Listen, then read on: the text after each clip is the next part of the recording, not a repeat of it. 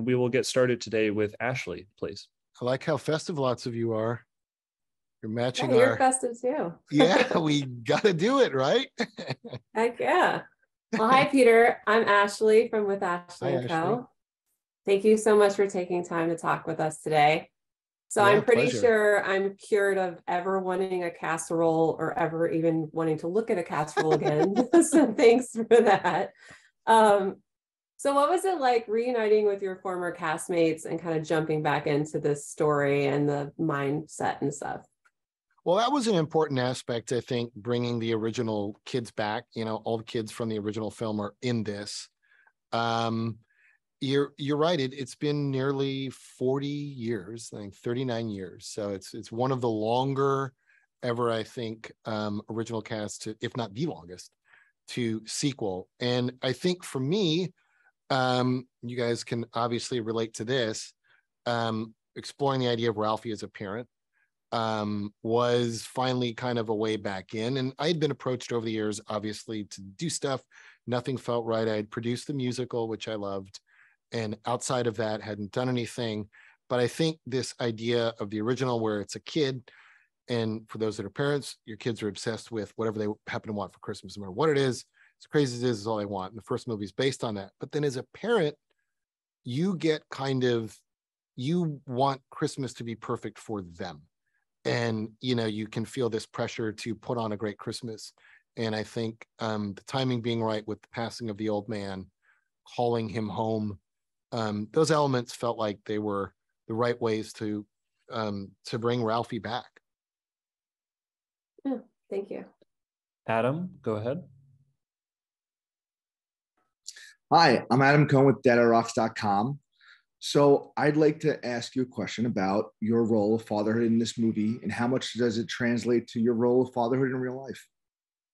Yeah, it's I think being a father in real life and understanding that I have a 5-year-old and a 2-year-old, so I'm in the thick of it, so to speak.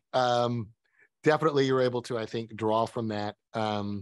And as I said, the idea of Ralphie being a dad was probably the key way back in for me. What would his family look like? What kind of dad would he be? Has some big shoes to fill in the old man. Would he measure up to that? I have a close relationship with my father and so you're able to draw a lot from that. And I do think the idea of that passing of a parent and sort of that's really that's when you grow up. You know, it's like you have your own kids, your parent is gone, your dad's gone. So as a dad, there's pressure to sort of step into that role and get handed the Christmas reins. And so there's definitely a lot of overlap. I don't need anything or want anything for Christmas, but you do want your kids to have a great one.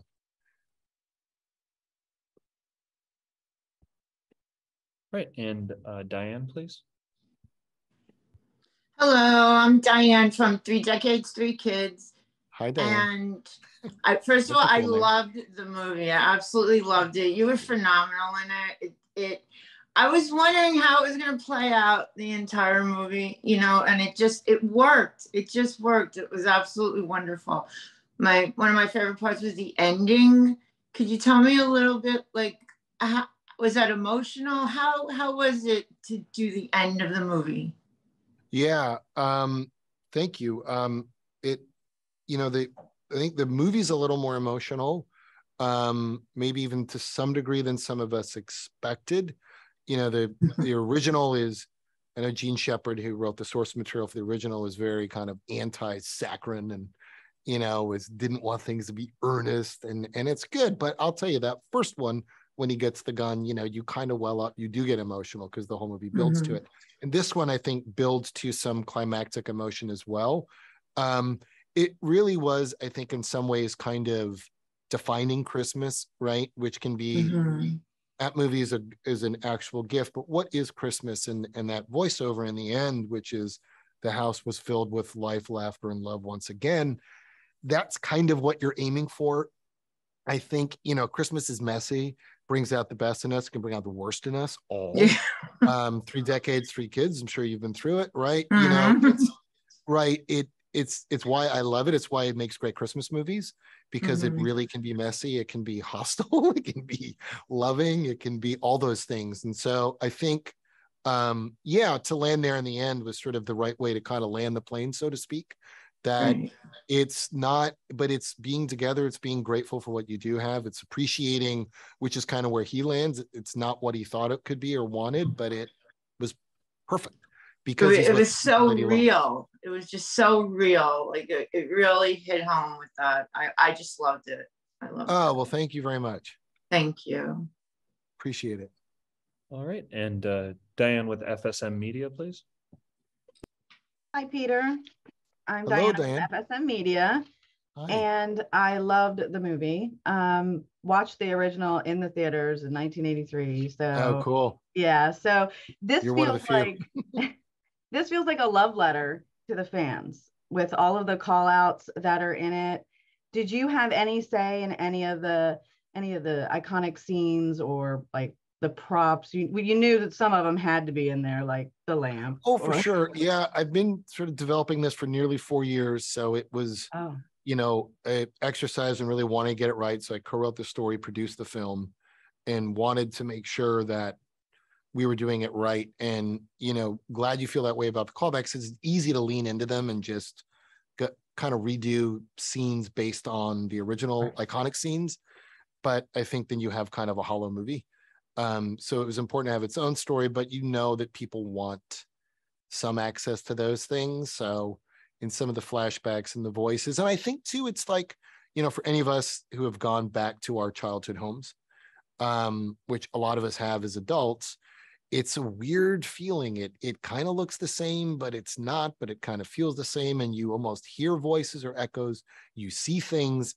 And then even I think for Ralphie's character to go back to Homan, and also we all probably know, you want to be a success, but then maybe you haven't quite measured up yet and your friends think you're a big success. So it's a combustible feeling.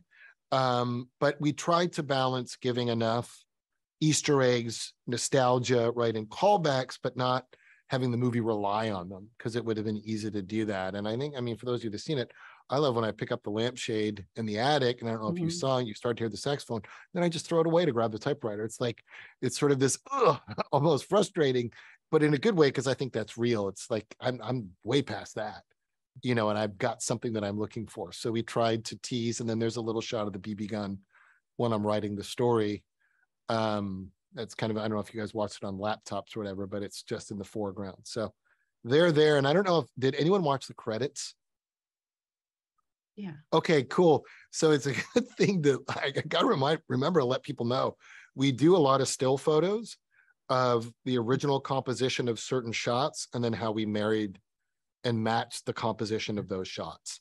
And there's quite a few shot for shot elements that are the same, that aren't even necessarily really story elements, but just we wanted to do. Like when I'm sitting with my mom and the fuse goes out in front of, that was really the ending shot of the movie with Darren and Melinda in the original. So there's lots of cool moments like that. Sorry, that's a very long answer to your question. Thank you. Robin, go ahead. Hi, Peter. I'm Robin Davis. Hi, Robin. From themagnificent.com. I'm just so happy that you gave this gift to everybody. It's such a highly anticipated sequel. I think it's going to do really well. It's beautiful. Everything that you've said so far just touches on the heart of the film. So thank you for that. Oh, for sure. Thank you. I'd love to know, what lessons do you think families can learn this time around? Through the film? Yeah, through the film. Yeah, I do think both movies are, if you're connecting to that character, it doesn't seem like he's going to get his goal at really either movie, because the journeys are challenging. And I think it's one of the things I like about Ralphie. He's pretty relentless in his pursuits. Don't quit, don't give up. The outcome will always be different than what you anticipate, that's for sure. But part of the joy is trying and being on that journey. And I like that he's also a dreamer. He's still got his fantasies, and yes, they're a little elevated, and thinks he's going to win the Pulitzer and all that. It doesn't happen, but it's okay to dream. And I like that that's, it's a very associated with youth, that quality, but it was important to me as he got older to say, he's still got to be a dreamer. You know, you don't give that up. And that's okay. We have to make them more adult, but I don't want him. And he has nightmares, you know, of it too. It's like the jail sequence. He has, you know, when you live in that place, you think things at some moments are going to go great, and then you think they go horrifically wrong. The truth is never that extreme. I can relate to that, you know, for sure. I have daydreams and day nightmares of things going horribly wrong or horribly well.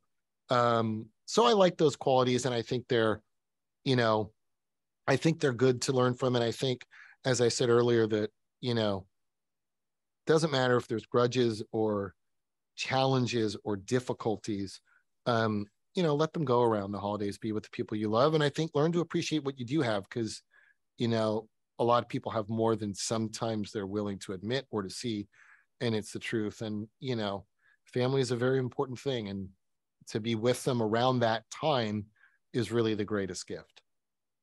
Beautiful. Thank you very much. Yeah, for sure. Nicole, go ahead. Hi, Peter. Thank you for joining us. My name is Nicole Mucci. I'm with the Multicultural Maven. Love the film. And one of the things that, you know, from the original one, now the sequel, is so much comedic aspect to the sequel. And so I was curious, you know, family, the casting was so well. Did you guys improvise on a lot of those scenes, or were those things that you kind of already wrote into the script? A little bit, both. You know, the unique thing about this one, well, we have Julie Haggerty, who's, you know, might be one of the most iconic comedic performances in Airplane of all time, right? So she is just so naturally funny. Erin Hayes has done such tremendous comedic work her whole life. So to have them as sort of a base, and here's one thing I asked for, is the old school way. This might be inside, but films long ago, you used to rehearse, and it was just a part of the process. You've probably read filmmakers' books or looked at them. They talk about they'd rehearse. It's been eliminated from our business for whatever reason. Every department gets prep, but the actors get zero, which is strange because they have to jump in day one and have chemistry. I asked for it because I wanted it, thought it'd be important, and also because for me, it had been a minute since I had stepped into kind of a leading role, and I wanted to really find Ralphie again, not just in my living room screaming in a mirror, making my family feel enormously uncomfortable.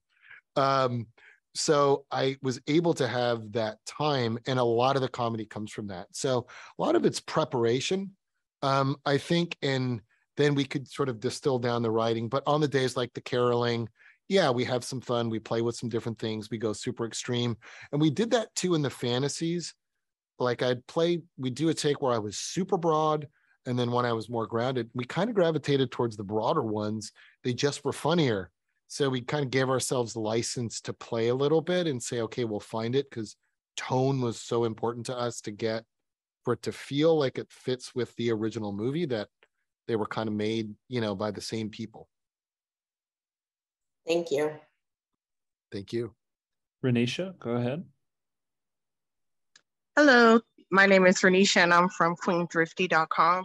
I just wanted to know if you ever had the opportunity to take your family to the original Christmas house located in Cleveland. Good question. I have not, actually. But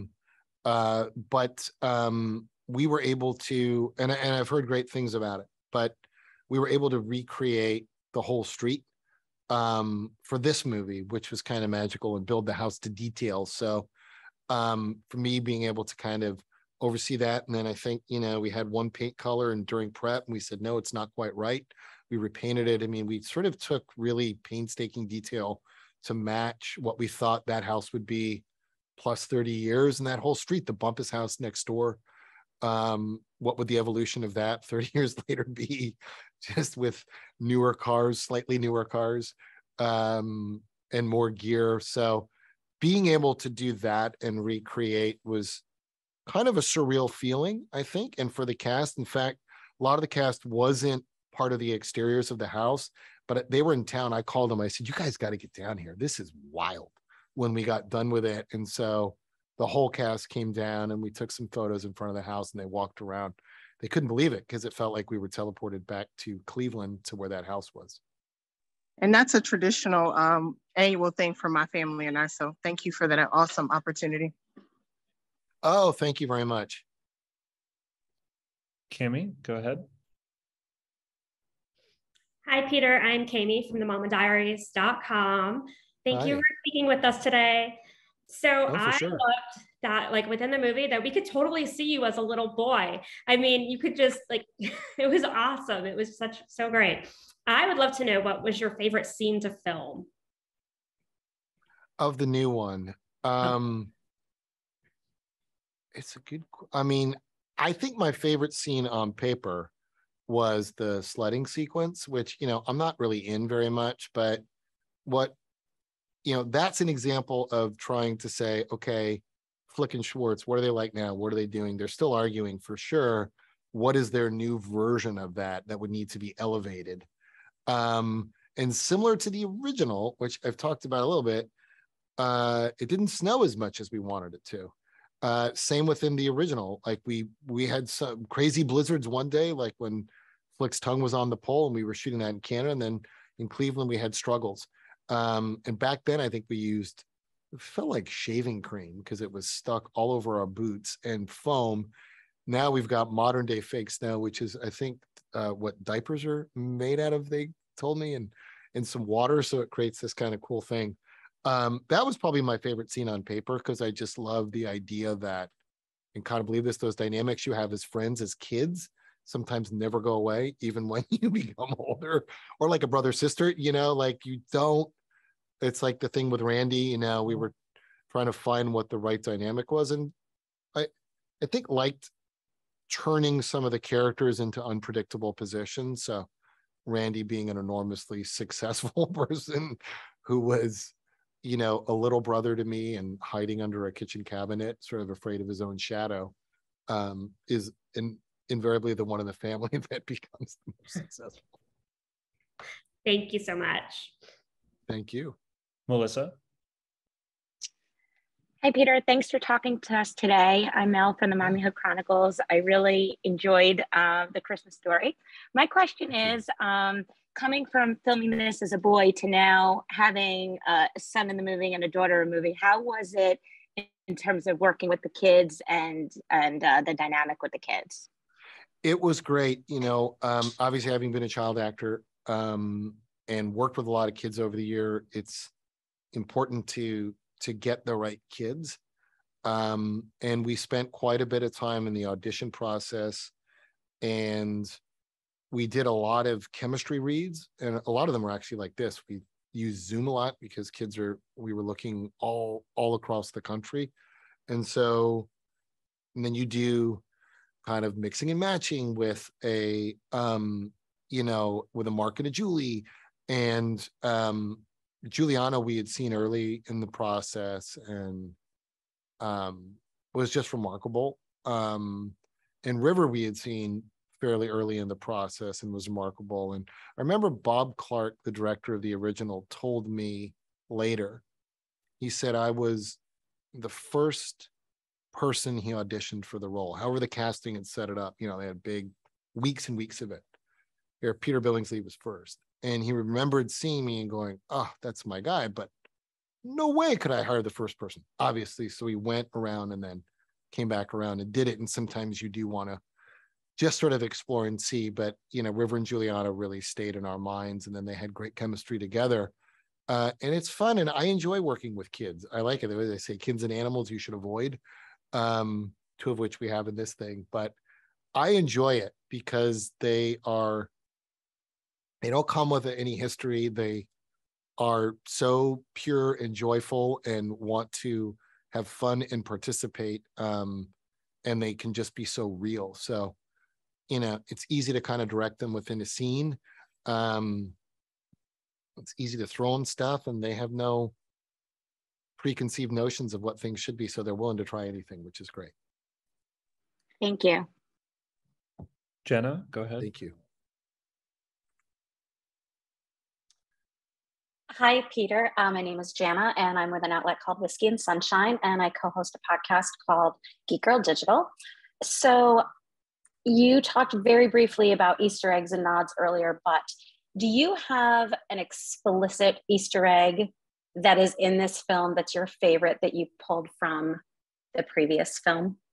Yeah, I think I touched on it. It's the moment after I've gotten the star and gone through Scut and come home and am sitting alone in front of the tree. And my mom, Julie Haggerty, comes and sits next to me. And that is the mirror image of virtually the final shot in the original when Melinda is done and they're watching the snow outside. And she just puts her hand on the old man's back, which is just enough to signal in that movie they're okay after the battle of the leg lamp and everything. And it's this interesting idea of movies very much an homage to the old man and to Darren McGavin, you know, that you can feel with the passing of him. And so felt kind of right that, you know, it's now kind of mom and son that are in this together. And so I liked, and we took many hours to get that right and to get sort of the camera move and the setup of that right. And then just a fun one. I don't know if you noticed, but remember when we're in school and we open the desk drawer and there's all those things and the fake teeth clacking. When I try to bribe the publisher and he opens the drawer, it's like his drawer is full of other bribes, hopeful bribes. If you look in that, no one's seen it. It's probably too wide, but we do this stuff that we think people are going to see. I think one of them was like, hope you enjoy the read, like S. King, like, because we saw Stephen King's first book wasn't published till 74 or something. So this idea that maybe these other great writers were like chasing this gatekeeper and he's going to keep them all out. That was great. And you had this side by side in the credits of that one too. Yeah, exactly. And then some other ones, great. I guess breaking the fourth wall, that was another thing that is so rare and weird in that movie when after I lied to my mom about getting hit by an icicle, break the fourth wall and laugh at the camera. It was one thing we were really checklisting to do and weren't sure where. And we just said on set, we kept looking for an opportunity to do it. And then after the Randy felt like the right one to do. And it turned out it was kind of almost the same framing because that was in the bathroom that was right upstairs. So awesome. Thank you so much. Lynette? Yeah, thank you. Hi, I'm Lynette Fernandez with FantasticLife.com. Thanks for joining us today. Hi. Yeah, for sure. So I was going to ask about some fun facts about the films, not necessarily having to do with Easter eggs, but I feel like we've talked about that a lot. So I'm going to give you the choice, either some fun facts about the film. I'm trying to be generous here. Sure. Or I know that you do a lot behind the scenes. So how does that compare to you being in front of the camera again? It has been a while, certainly since I've done lead. I was talking about because I have produced with Vince Vaughn for a long time, and you know we're able to produce this movie together. And we met on an after-school special, if you guys remember those, Yes. when I was 18, and I think that was my last lead role. So it's been a while, and that's when I was trying to get out of acting and behind the scenes. And I've cameoed and stuff throughout my career and hopped into little, you know, small roles or little supporting roles. But I think that's like really my last lead role that I've done. So it's been quite some time. It was great when you build something from the ground up. It's much easier to kind of transition and to immerse when you have a good team around you.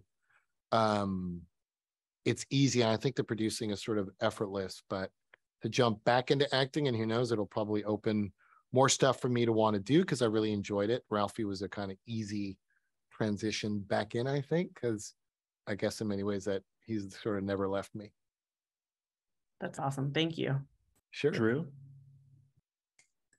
Hi, Peter. I'm Drew Bennett from Ben Spark Family Adventures. Thank you for joining us. Hey, Drew. Yeah, sure. There were so many great moments in this movie that harken back to the original. Were there any scenes that you just wanted to get in there, but just didn't end up working overall? So much of it worked so well. Was there anything that just didn't make it? Well, I think the big debate was, you know, the early debate was the balance of like bunny suit and those things. And I was pretty steadfast that less is more with that stuff.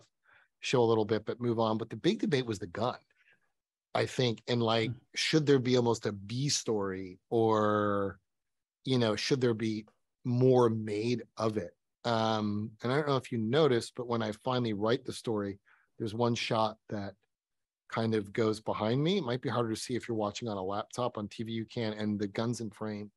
and we just wanted to show it once, as though, but it's kind of out of a box. It's sort of like it's there, but it's, you know, his life has moved on.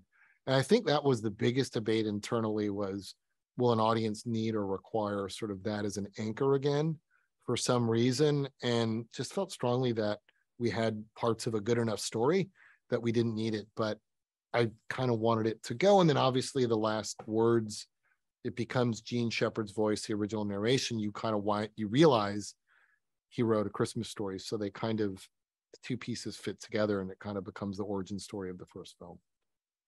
I thought that was a perfect touch. I did see that in the foreground, and just, it was a perfect touch, perfect amount for that.